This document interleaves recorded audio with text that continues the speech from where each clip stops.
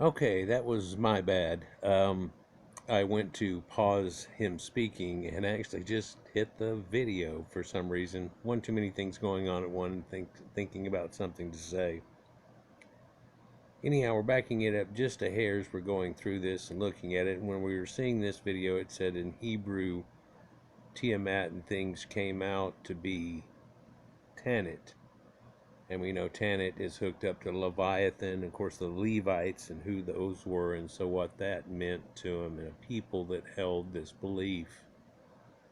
They went on through it. Here's a mosaic, a picture of something like that. And if we look at it, it's a seahorse or a water horse, like from that movie where that kid was in it not too long ago, which you can see gets carried all the way into Loch Ness and its concepts. But look at its head here. It's got horns, doesn't it? Well, it's kind of like the ears of a horse, though, possibly, too.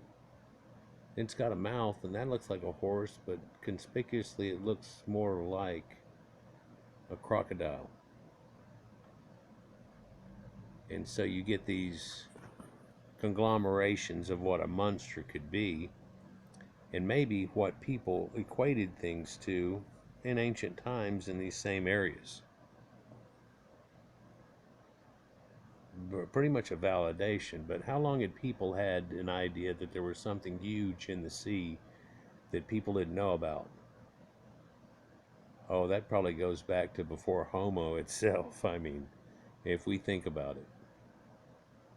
But also in a time when the sea was rising, it felt prominent, really, to most people of this area around the Mediterranean, and especially those hooked up in trades and so on going through it. And there were tales and stuff, and Phoenicians that mix up with the color red, and known redheads in the group especially off of it, and King David of the Bible and things like that. But here we see the seahorse or water dragon is a redhead some way, and this hooks up to all kinds of ancient tales of Tiamat and so on. And I always felt it was weird that even though you get this mythology onto it, you can tell a lot of it, or the earliest points of it, were closer to the truth that they were going off of, that developed into a mythology and somehow got lost in the mix of things. But the Sumerians' tale tells you of a Tiamat and Bahamut and Kia, the earth, and how there was this planet and this destruction and these things that went on. And that actually led kind of to the life of this planet. It's amazing how nowadays we look at it as being, well, there was a strike of the earth and this, that, and the other, and the asteroid belt was caused by it and everything. And it's like, yeah, the star belt of many stars they talked about, that works with it too, and says an asteroid belt looks like belt of many stars. That's amazing how, are we doing this on purpose, or is this hooked up somehow? Well, in Robert Still, he's making a connection to Neptune, and I've made a few videos about it and went probably too far with Neptune back in the day, so I don't do it so much because it hooks up to my name and lineage, but a lot of that's to do with my lineage and water and raising fish and breeding fish and keeping some of the most exotic things on the planet as far as salt water goes in the ocean. So if you think what was in Neptune's Cove or Neptune's Lagoon, you'd definitely probably get an idea of it. But so this water dragon here looks like it has wings, but it looks a lot like a plesiosaur.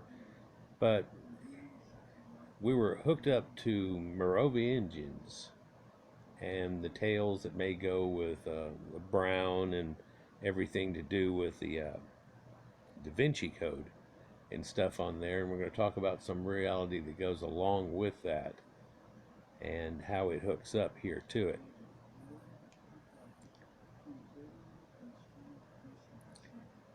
So these people who arrive by ship, and it shows here for some reason, and they have that iconography and a lot of other iconography in the video too, or in the picture here itself too. Strangely, they kept up with their lineages real well, but in one way they end up showing, well, they're They say that they're ones from a goddess of the sea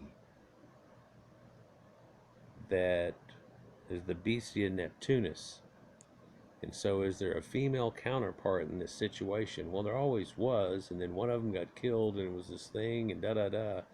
Comes down in history as their great lineage from way back when.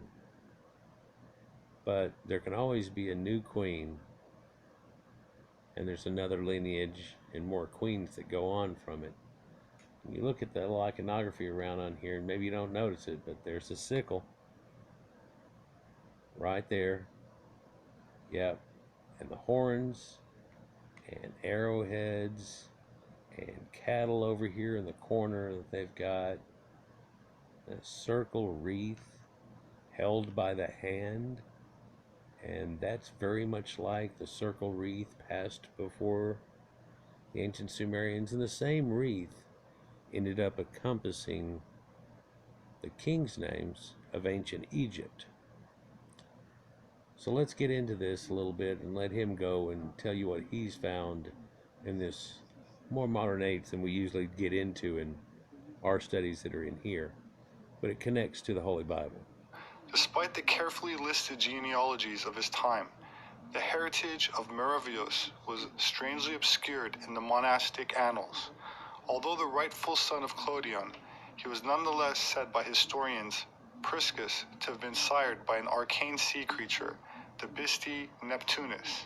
The Cimbrian Franks, from whose female line the Merovingians emerged, were associated with the Grecian Arcadia before migrating to the Rhineland.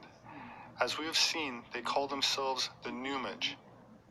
And Numage can be broken apart into part of new mage, and the mages that have come in, more new mages.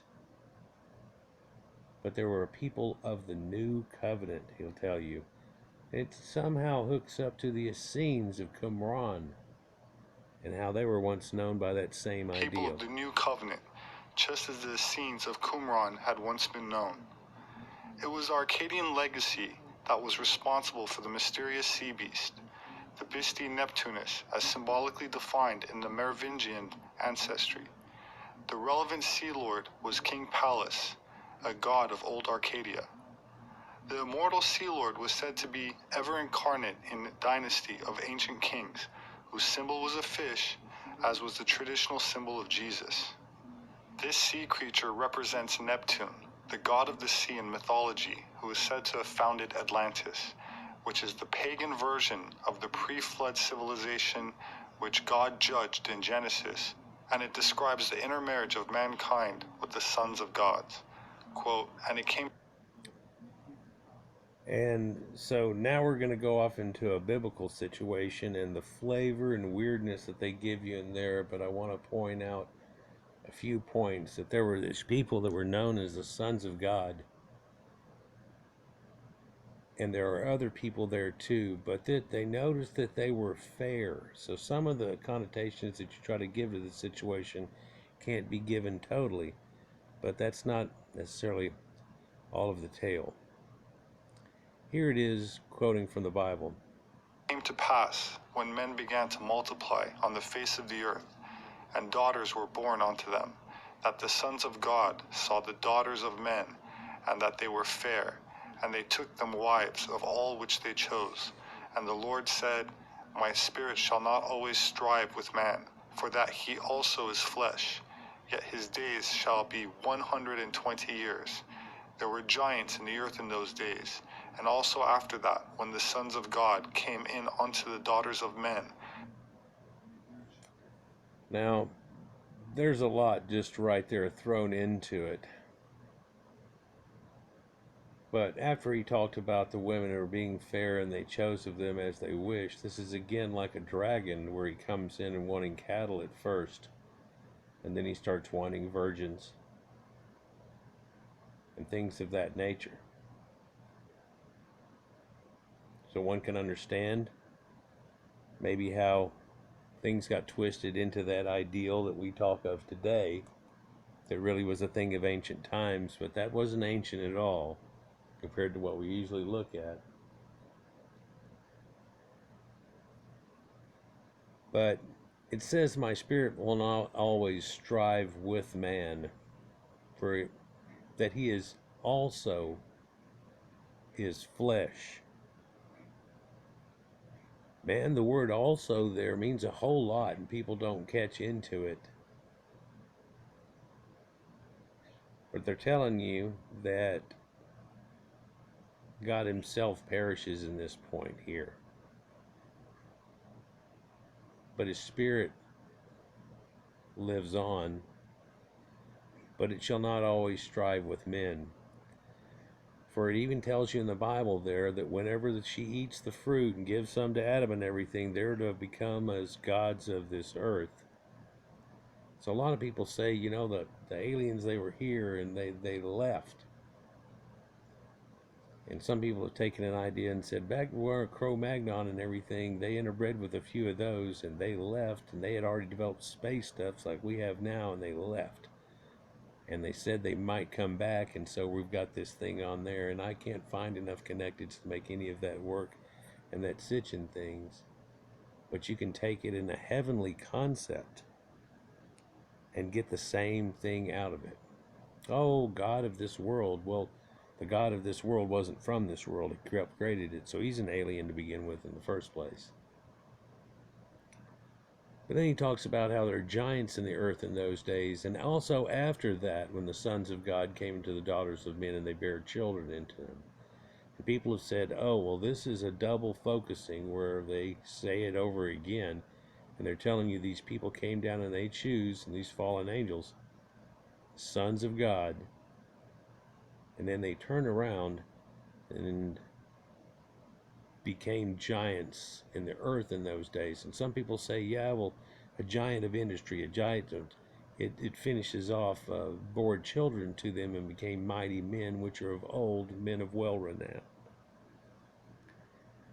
So, like Nimrod and all of these situations and what had come out of that, for them breeding with the local populations and setting something forward. In fact, the actual ideal of Nimrod, he is the one that's put in a bitumen covered little casket and set upon the oceans like Moses. That's where you get that from. But in that same situation, he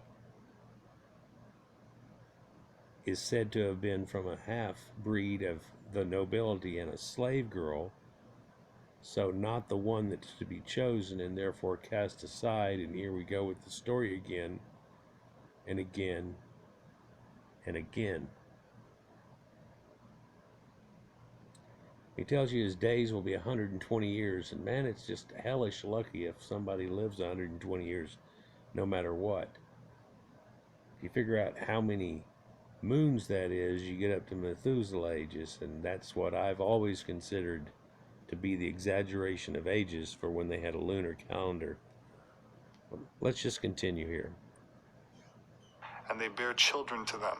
The same became mighty men, of which were of old, men of renown. It implies that the serpent seed continues after the deluge through Noah's Caucasian descendants, with the serpent being perceived in different ways, depending on the civilization. Now, you're looking here at these last two depictions he's given, and this is Moses and the brazen serpent, and there's serpent worship going on here. And God got pissed at him and caused these serpents, and then the most strangest thing happens, but so he puts a serpent in front of them? What? It doesn't make any sense. Well, when you figure it out, it makes more sense. In fact, you look at Moses, and he's got these beams coming out of his head. That's known as Karen. Well, Karen's people's names and everything. Yeah, but all back in this word actually means horns. And therefore, we can look up pictures, and you'll find pictures of Moses with horns if you look it up. And it'll show you this same situation in these hookups. And everybody say, oh, well, that's got to be something bad and this, that, and the other. No, look at the other people that were doing Taurus bull worship and everything. In fact, Moses goes and meets God, and it changes from bull worship to lambs and rams. And this is a time of Aries that he heralds in there at that same time. But let's continue. as even Jesus is said to have referred to serpents as wise. The legend of King Merovi seems to conceal the true origins of the Merovingian race in remote antiquity. Merovius derives from the French words mer, meaning sea, and ver, meaning werewolf or dragon. The book of Revelation informs us that the dragon is the devil and Satan. Yet the Hebrew word Satan means an adversary or one who resists. So again, what should be considered is from whose perspective is the story being told. This helps to explain the esoteric allusion to the Merovingians' progenitor, King Merovi, a king of France sired by a mysterious beast of the sea, and the claim that the Merovingian dynasty is of literally satanic descent. In the book Holy Blood, Holy Grail, the authors tell us, quote, there are at least a dozen families in Britain and Europe today, with numerous collateral branches who are of Merovingian lineage. And before we go into discussing that here real quick, let's back up a hair. For what we're looking at is a lineage that's passed on, like a sacred Holy Grail, but Sangreal would be the holy blood of these people that go on through. A lot of people said that their holy line was kept through their women, and therefore this is the Mary type of explanation. And if you say their women came from the ocean, then this would have delineated who this would have perhaps been, someone of a lineage of herself, and therefore being correct. Other people say that he was supposed to have married a local, and instead he chose someone that from the sea, and that made people pissed off about it. All these things, that come out of these thoughts on what that could have been. But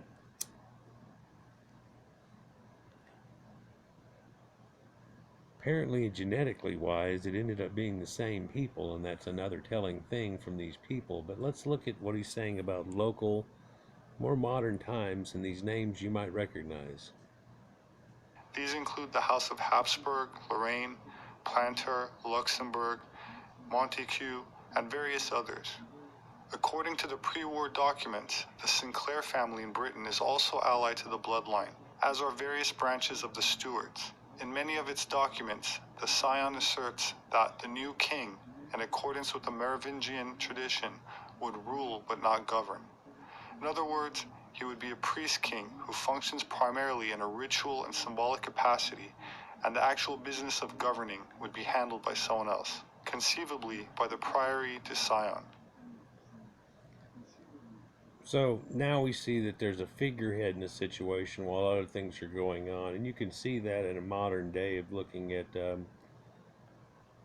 certain dynastic areas that are still going on to this day in UK and things, and it's totally acceptable.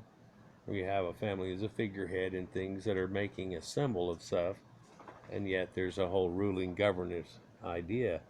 But is this really new? Well, the Sumerians had the same type of thing going on, and they had ancient priest kings, and they primarily function in rituals and symbolic capacities to a point. There got to a point there, though, that it started becoming a lot more important than it was, and quite often it had to be batted down. You can find it happening in Egypt a few times and a few other places, all the way up into a modern time, and Protestants and things like that having happened out of it. Let's continue.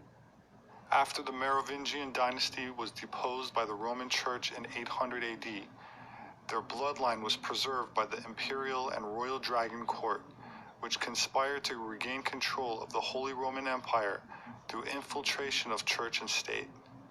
Their insignia was a dragon in the form of a circle and a red cross, the rosy cross of the Priory de Sion, the Knights Templar, and the Rosicrucians. King Sigismund of Luxembourg was king of Hungary and Croatia from 1387, king of Germany from 1411, king of Bohemia from 1419, king of Italy from 1431, and Holy Roman Emperor from 1433 until 1437, and the last male member of the House of Luxembourg.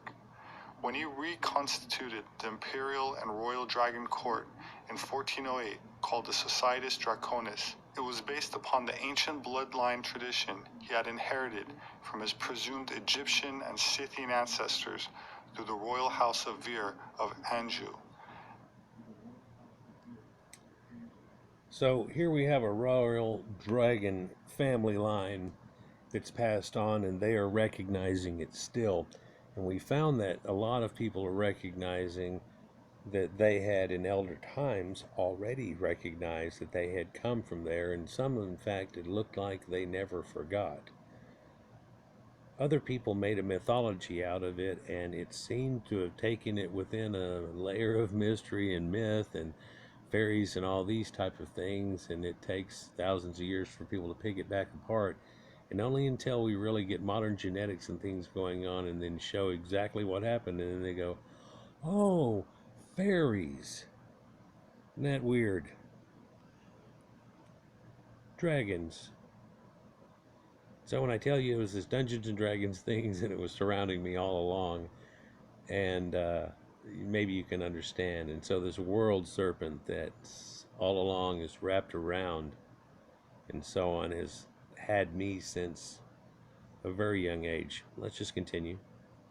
This line had descended on one side through the tooth of the Danan, or the dragon kings of Anu, who come down to us in myth as a race of fairies, and not in a metaphysical context, but an actual race of people that settled Ireland from around 800 BC, as well as the... And if you'll look at these horses on the left, though it's a cowling, they're unicorns.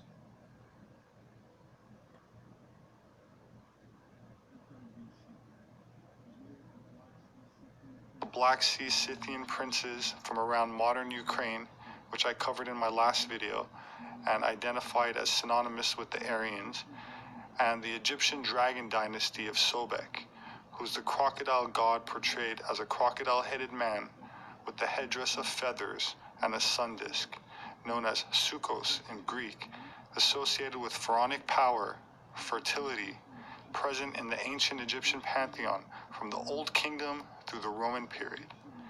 This Egyptian lineage, incidentally, included the bloodline of the Davidic house of Judah, who married into the Merovingian kings of the Franks. In the book Holy Grail Across the Atlantic, author Michael Bradley says, quote, "There was a very great Jewish component among the Sicumbrian Franks, Merovingians, and because they practiced polygamy, they left a great number of offspring. These aristocratic Merovingian children married into almost all of the noble families of Europe during the 5th, 6th, and 7th centuries. This has prompted more than one historian to suggest that the foundation of European nobility is Jewish. According to Nicholas de Vere, author of The Dragon Legacy, members of the dragon court would often wear the insignia of a dragon curved into a circle with a red cross, the same emblem of the original Rosy Cross, which had identified the Grail succession from before 3000 BC. And so you talk about two snakes coming together and how that forms in the ancient omphalos and the way that that works with each other. But here's a snake biting its own tail, or two snakes coming together in the same point effect. And it's looked at as how that is the generation of everything. And that hooks up to the world serpent. And the world serpent would have been the highest form of snake worship at all. And that goes off into a Celtic and Druidic land. But oh, the snakes were smothered out of that situation. And snake worship are things that fall along that line long ago, but from somebody who they equate to Jupiter again. Let's continue. Quote, "It is just possible that in the Merovingians we may have a dynasty of Germanic Hirconage, which means army kings or military leaders, derived from an ancient kingly family of the migration period. The princedoms of Vir are actually cultural manifestations of genetic qualities carried in the historical elven blood royal, established in Angers in 740 as a royal house arising from far older sacral, regal, Pictish, Scythian Vir origins rooted in antiquity. The House of Vir is recorded in a single name and in an unbroken line for over 1,300 years, and consequently is one of the oldest surviving royal dynasties in Europe. Isn't that strange and revealing? This starts going through the Dark Ages and things, and a time whenever it starts to get a little too personal for me and a lot of people that listen. So it's why I don't edge on this, and also because in a modern PC world you can't talk about it, but you seem to be able to talk about ancient stuff, because that's all fake foo-foo, isn't it? Let's continue. The House of Vir are descended in numerous lines from the Merovingian dynasty and consequently share in this ancient Germanic royal blood tradition. Here's Nicholas de Vir in his own words. What is the significance of the dragon symbolism, symbolizing, I guess, the origin of this race and the source of the power that it represents? I remember you saying in your book that you can trace that back to the Sumerian figure of Tiamat, the original dragon goddess, who sort of represented the chaos out of which the universe was created. Yeah. What does it mean to you exactly? The symbol of the dragon. Yes, in connection to what you're doing. Transcendent consciousness. Okay. The ability to clear the mind. Let's have a look at the word dragon. The word dragon comes from the Greek edrakon, which is what they call an aorist, or a verb that hasn't got a past, present, or future tense. It's just a verb. Of the word dokesthai, which is a word which simply means to see clearly. Now, that means that the word dragon simply means one who sees clearly. The idea of kingship, or the word, let's have a look at the word king. King means to see clearly, and dragon means to see clearly. So therefore, dragon king is a bit of a tautology, really, because dragon and king are the same thing, or dragon and prince. King of Kings. The symbol of the dragon for me represents, firstly, you have the serpentine quality of it, which has always been associated with healing, with the spinal column and cerebral cortex and so on. Secondly, as a serpentine figure with wings, it shows that that healing power, or the healing of the mind, has transformed the individual, who now has a higher overview of life through clarity than perhaps other people do. And this is why they were chosen as kings, and this is why, through social engineering for millennia, it was hoped to ensure that that clarity of vision would become hereditary. That's what the symbol means to me. The stories of your ancestors, the oldest ones, the ones that I guess could be identified with the gods of the ancient world, seems like, and I'm just generalizing a whole lot, because we're talking about different figures from all sorts of different cultures throughout history, Yeah. But in general we see the same themes in the myths surrounding these figures, that the original race that they came from, the original royal race, is something beyond what we consider to be human now, and that they came from some sort of other world, something that isn't the earth that we know today, that they had some sort of transcendent quality to them that was non-earthly and non-human. Is that correct? Yes. We are doing research now, Mark Pinkham and I, into the origins of the Anunnaki way back nearly 40,000 years now, 10,000 years before the hybridization of humanity, to possibly the Kashmir. They seem to be linked very, very closely with the sons of Shiva, or the Jats, of whom the main king was Sanat Kumrai, who seems to be the first Grail king in human form, so to speak. The place... So it's strange that he leads to that point there, but again in the Bible it tells you that, and they came from the east to settle in the land of Shinar.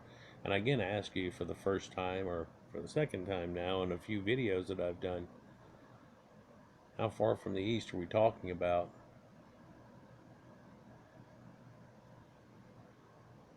And where had they been, and what had they been doing at that point before then?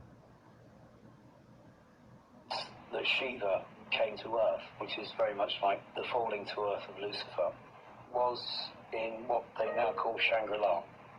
with this otherworldly situation. But for our people, we have always been associated with Shangri-La, the Elysian Fields, Arcadia, Tirna Nog, Anwin, which is basically death for the other world.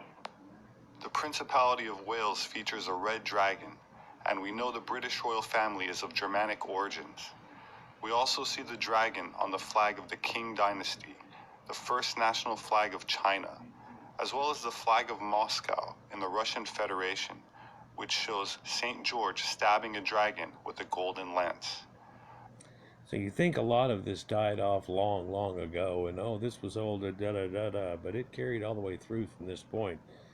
But then you have to worry about names and things too, and think about George. Where does that come from?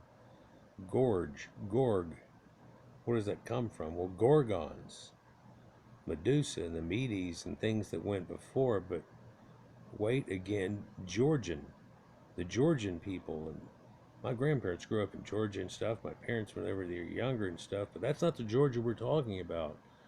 We're talking about the one that's over there in the Caucasus Mountains with the Golden Fleece and the Colchians, who they said were the same people as the Egyptians, and so on. And here, and this name George, that all of a sudden ends up being a whole bunch of kings over here in England and stuff, and King George. And as Americans, we know what the hell that is, but we also know there's another George's, George Washington, and what the hell's going on here? No, pay attention. Let's go. Of course, there's a dragon on the flag of Bhutan, a Buddhist kingdom on the Himalayas' eastern edge, bordered by Tibet, and known for its monasteries, fortresses, and visits by the Ahnenerbe in the 1930s, the ancestral heritage anthropology branch of the German nationalists, who conducted research into ancient Aryan archaeology around the world, finding archaeological evidence in places like Tibet, as well as the mummies of the Canary Islands, and ultimately linking them to a forgotten global civilization of Atlantis during the Pleistocene, or Ice Age, which settled in Anatolia after a major deluge and re-established civilization there, spreading out again to other parts of the world as. And so we're looking here at it, and it looks like an Egyptian man, but sure has long blonde hair. He's being attacked by a lion, and there's a sword coming at it too here. And a question was written in the antediluvian world: did the Aryan race come from Atlantis? Well, the center of the Aryan migrations was from Armenia.